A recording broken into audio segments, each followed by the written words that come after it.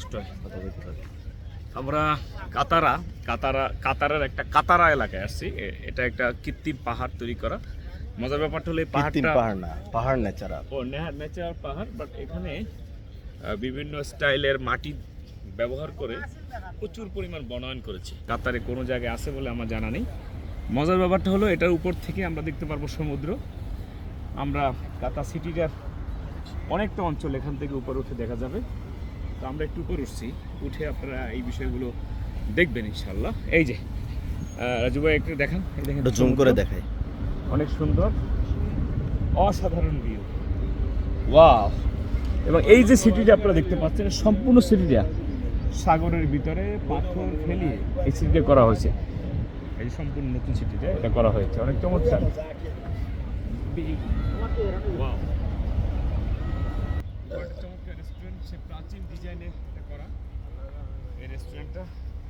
আপনারা জানেন যে টোটাল এইরকম চাষাবাদ করা, এইরকম ন্যাচারাল গাছ তৈরি করা কিন্তু অনেক অর্থায়নের ব্যাপার হয়, কারণ এখানকার কোনো মাটি নেই। মাটিগুলো পোল্যান্ড, হল্যান্ড, নেদারল্যান্ড অনেক জায়গা থেকে সংগ্রহ করতে হয়, তারপরে এটা রোপণ করতে হয়। এই গাছগুলো একটা মানুষের জীবনযাপন করতে যে কত খরচ হয়, এই গাছগুলো যত্ন নিতে তার চেয়ে বেশি খরচ হয়। কেউ কাতার যখন আসবেন অবশ্যই এই জায়গাটা ঘুরতে আসবেন।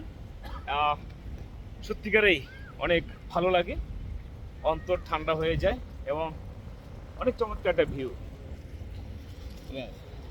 Thank you, all credit goes to আমাদের সাব্বির ভাই, কারণ উনি আমাদেরকে এই সুযোগ করে দিয়েছেন, এই জায়গাটাকে আমাদেরকে নিয়ে আসছেন, এই জন্য ওনাকে ধন্যবাদ জানাচ্ছি।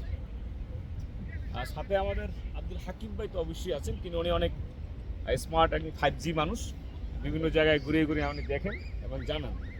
আর আমাদের জাতীয় মামা দেখতে পাচ্ছেন আপনারা, আলহামদুলিল্লাহ আল্লাহ আমাদেরকে মুরব্বি মিলিয়ে দেয়, আমাদেরকে মিলিয়ে দিয়েছে মুরব্বি। এই হলো আমাদের সাব্বির ভাই, যার কৃতিতে আমরা এখন এখান পর্যন্ত আসতে পারছি। হ্যাঁ, তুমি বলি শেষ করো। আমরা এখন যেহেতু আসছি সুতরাং আমাদের পারছে, সুতরাং এখন রাখি আমরা স্টিল